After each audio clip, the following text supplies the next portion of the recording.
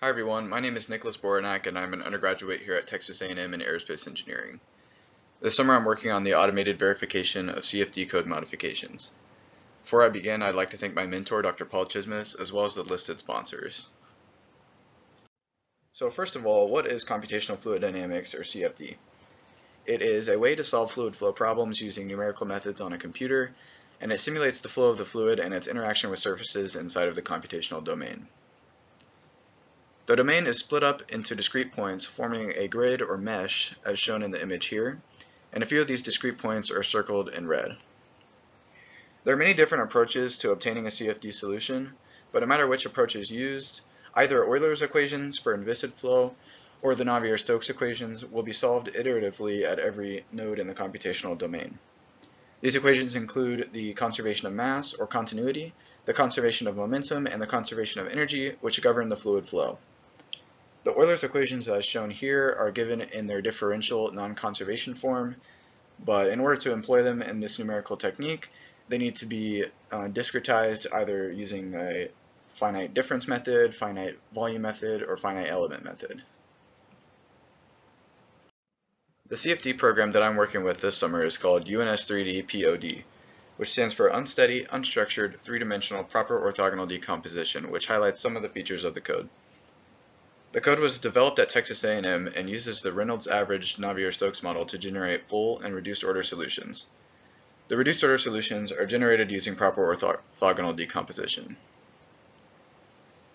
UNS3D is used among many different things in the NASA ULI Challenge 1 here at Texas A&M, where it's used to calculate near-field flow solutions for NASA's X-59 Quest aircraft, on which the use of adaptive structures is being studied to reduce the sonic boom noise on the ground. UNS3D is still under development and it often undergoes changes. Sometimes these are small optimization changes, other times a large feature is added to the code.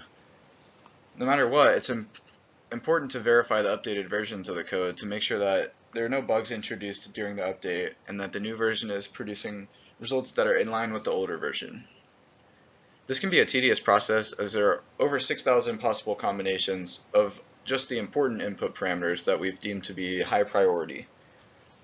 This needs to be verified on a case-by-case basis with every possible combination to cover all the bases and make sure that there's no bugs. You can see an example of some of the input parameters and their potential values in the image here. So this can be a very lengthy, almost impossible process to do by hand, so my goal for this summer is to automate the process of verifying updated versions of UNS3D-POD.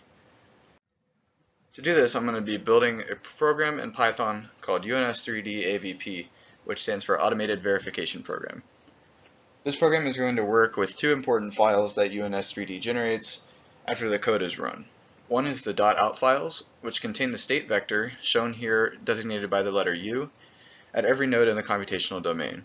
This is essentially the solution to the flow and allows us to create cool plots like the one you see here, which is a contour plot of pressure, as well as a vector field of velocity for a flow over a cylinder. The other file is the monitor files, which contain the time history of the average residuals as the code has run. The residuals are essentially the error between successive iterations, and in order to obtain a converged solution, we want to drop those residuals down very low. So these two files need to be compared between both versions of UNS3D to verify that the new version is producing results that were expected and that there's no bugs introduced. Here's a timeline for the project. The first step is to become familiar with the UNS3D-POD code, which includes the input files and input parameters, the output files and the data inside of them, as well as the process of actually running the code.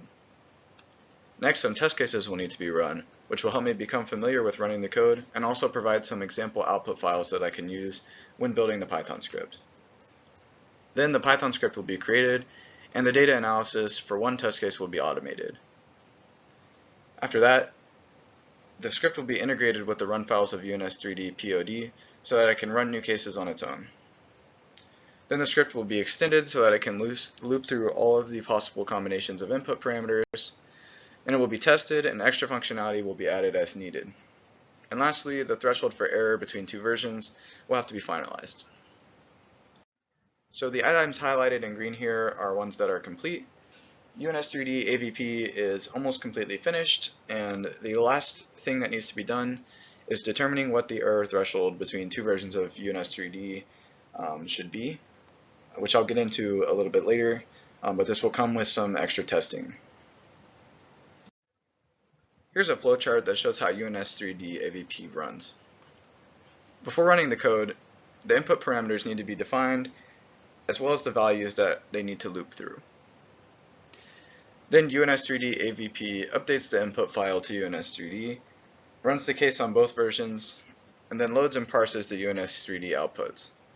It then checks the error between the versions, and if the error is acceptable, it moves on to the next set of input parameters. If it's unacceptable, the input file from that case is stored for later reference, and then the next set of input parameters is run. If we run into too many cases that have an unacceptable error, then the analysis will stop because it's clear that the new version of the code is not running as expected. Here I want to show some results for two versions of UNS3D that were compared using UNS3D AVP, namely version 5.3 and 5.4.1. The file shown in the middle is generated for every case that's run, which means every combination of input parameters. At the top, it shows a number of differences, which is defined as data points, which exceed a specified error tolerance between the two versions. For the .out files, which contain the state vector at every node in the domain, it shows the maximum, minimum, and average relative error, as well as the maximum and average absolute error, and what node those occurred at. It shows this for each of the variables: density, the components of velocity, pressure, and the speed of sound squared. For the monitor files, which contain the time history of the average residual, it shows the maximum, minimum, and average relative error, as well as at which iteration those occurred. One thing I wanted to point out is that defining the error tolerance is a difficult task. For example, here, this is a 2D cylinder case that was run. As highlighted in red, the W component of velocity has a very high relative error between the two versions. This sticks out at first, but it's really because, since it's 2D, the actual values for W are very low, on the order of 10 to the minus 10 or 10 to the minus 15, and so any deviation from that can lead to a really high relative error, even though it's still essentially zero and makes sense for the solution. So it's difficult to define one error tolerance because there could be cases like this where the error tolerance is high, but it's expected to be high and it makes sense. So the error tolerance is going to have to be defined through further inspection and testing. So in conclusion, I've created a program in Python called UNS3D AVP, which automates the process of verifying updated versions of the UNS3D CFD code. Moving forward, I'll be determining what the threshold for acceptable error should be between two versions of UNS3D. And in order to do that, I'll be running two very similar versions, 5.4.0 and 5.4.1, through UNS3D AVP. These two versions should not have any significant differences between them, but if they do, that will give a good idea as to what the threshold for acceptable error should be, as we already know that 5.4.1 is a good update. After that, I'll be testing a full loop through all possible input parameters, just to catch any bugs that I may have missed and make sure everything is working properly. And at the bottom here, I have an example of what the final output file from UNS3D AVP will look like. At the end of the day, what we want to do is run this program overnight and wake up to a yes or no answer as to whether the new version is acceptable or not. So for example here, if there were only 3 cases with significant differences, we may be able to say that the new version is acceptable and call it verified. Especially if these differences occur in areas that were updated and areas where we expect there to potentially be differences. And this kind of intuition will come with experience and running more versions through this program. Thanks everybody for listening, and have a great day.